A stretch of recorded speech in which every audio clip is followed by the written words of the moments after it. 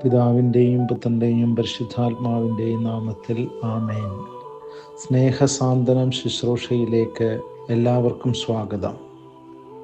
സന്ധ്യയായി, ഉഷസ്സായി, 21-ാം ദിവസം. ജോബിൻ്റെ പുസ്തകം 42-ാം അധ്യായം 1, 2, 5, 6, 10 തിരുവചനങ്ങൾ. ജോബ് കർത്താവിനോട് പറഞ്ഞു, അങ്ങേക്കെല്ലാം സാധിക്കുമെന്നും അങ്ങയുടെ യാതൊരു ഉദ്ദേശവും തടയാനാവുകയില്ലെന്നും ഞാൻ അറിയുന്നു. അങ്ങയെക്കുറിച്ച് ഞാൻ കേട്ടിട്ടേ ഉണ്ടായിരുന്നുള്ളൂ, എന്നാൽ ഇപ്പോൾ എൻ്റെ കണ്ണുകൾ അങ്ങയെ കാണുന്നു. അതിനാൽ ഞാൻ എന്നെ തന്നെ വെറുക്കുന്നു. പൊടിയിലും ചാരത്തിലും കിടന്ന് ഞാൻ പശ്ചാത്തപിക്കുന്നു. ജോബ് തൻ്റെ സ്നേഹിതർക്ക് വേണ്ടി പ്രാർത്ഥിച്ചപ്പോൾ അവനുണ്ടായിരുന്ന ഐശ്വര്യം കർത്താവ് തിരികെ കൊടുത്തു. അവിടുന്ന് അത് ഇരട്ടിയായി കൊടുത്തു. കർത്താവിൻ്റെ വചനം. ദൈവത്തിന് നന്ദി. സ്നേഹിതരെ, നീതിമാനായ ജോബിൻ്റെ സഹനം ദൈവരാജ്യത്തിൻ്റെ രഹസ്യമാണെന്ന് നമ്മെ മനസ്സിലാക്കി തരുന്ന വിശുദ്ധ ഗ്രന്ഥമാണ് ജോബിൻ്റെ പുസ്തകം. ദൈവസന്നിധിയിൽ പ്രീതി കണ്ടെത്തിയ നീതിമാനായിരുന്ന വ്യക്തിയാണ് ജോബ്. എന്നാൽ ഒരിക്കൽ നീതിമാനായ ജോബ് പരീക്ഷിക്കപ്പെട്ടു. ആ പരീക്ഷയിൽ ജോബ് വിജയിക്കുകയാണ് ഉണ്ടായത്.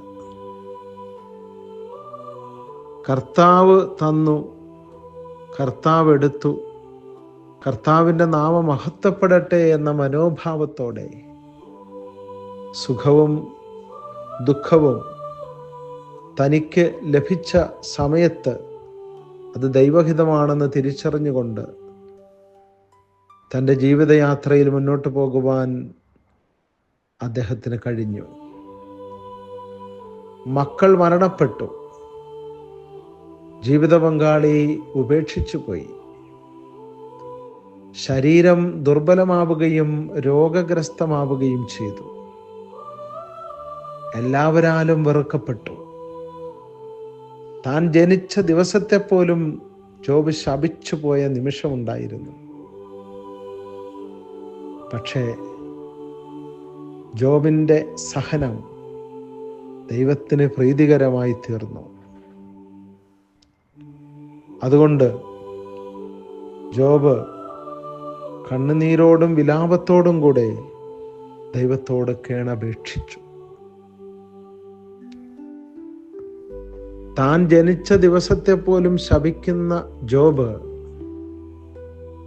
ഒരു നിമിഷം ദൈവത്തെ കണ്ടു. ജോബ് വിളിച്ചു പറഞ്ഞു, ദൈവമേ, ഞാൻ അങ്ങയെക്കുറിച്ച് കേട്ടിട്ടേ ഉണ്ടായിരുന്നുള്ളൂ, ഇപ്പോൾ ഞാൻ അങ്ങയെ കണ്ടിരിക്കുന്നു. അതുകൊണ്ട് ഞാൻ എന്നെ തന്നെ വെറുക്കുന്നു ദൈവമേ. പ്രിയമുള്ളവരെ, ദൈവത്തിൻ്റെ അനുഗ്രഹ സാന്ത്വനം അനുഭവിച്ച ജോബ്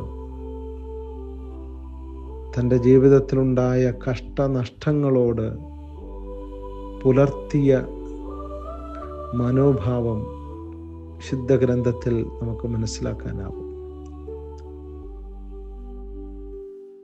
ജോബ് തൻ്റെ സ്നേഹിതന്മാർക്ക് വേണ്ടി പ്രാർത്ഥിച്ചു. അവരുടെ തെറ്റിന് മാധ്യസ്ഥം അപേക്ഷിച്ചു. ആ പ്രാർത്ഥന ധൂമം പോലെ ദൈവത്തിങ്കിലേക്ക് ഉയർന്നു. അങ്ങനെ ദൈവം ജോബിനെ 10 മടങ്ങ് അനുഗ്രഹിച്ചു. തൻ്റെ സ്നേഹിതന്മാർക്ക് വേണ്ടി ജോബ് പ്രാർത്ഥിച്ചപ്പോൾ ദൈവം പ്രവർത്തിച്ചു. നമ്മുടെ പ്രാർത്ഥനയും ദൈവത്തിൻ്റെ പ്രവർത്തനവും ഒന്നു ചേരുമ്പോഴാണ് അനുഗ്രഹ സാന്ത്വനം അനുഭവിക്കാൻ നമുക്കാവുന്നത്. അതുകൊണ്ട് നമ്മുടെ ജീവിതത്തിൽ പ്രാർത്ഥന ഇന്ധനമായി മാറട്ടെ. ആമേൻ. നമുക്ക് പ്രാർത്ഥിക്കാം. കരുണാനിധിയായ ദൈവമേ, സഹനം തടസ്സമല്ല അവസരമാണ് എന്ന് ഞങ്ങളെ ജോബിൻ്റെ ഗ്രന്ഥത്തിലൂടെ അങ്ങ് പഠിപ്പിച്ചുവല്ലോ. ഞങ്ങളുടെ ജീവിതത്തിൽ ഉണ്ടാകുന്ന സഹനങ്ങളെ സങ്കീർത്തനങ്ങളാക്കാനുള്ള കൃപ ഞങ്ങൾക്ക് തരണമേ. മുള്ളുകൾ മുത്തുകളായും വേദന വേദാന്തമായും സങ്കടം സങ്കീർത്തനമായും മാറ്റാൻ ഞങ്ങളെ അനുഗ്രഹിക്കണമേ. ആമേൻ. പിതാവും പുത്രനും പരിശുദ്ധാത്മാവുമായ ത്രിത്വൈക ദൈവം നിങ്ങളെ ഏവരെയും സമൃദ്ധമായി അനുഗ്രഹിക്കുമാറാകട്ടെ. ആമേൻ.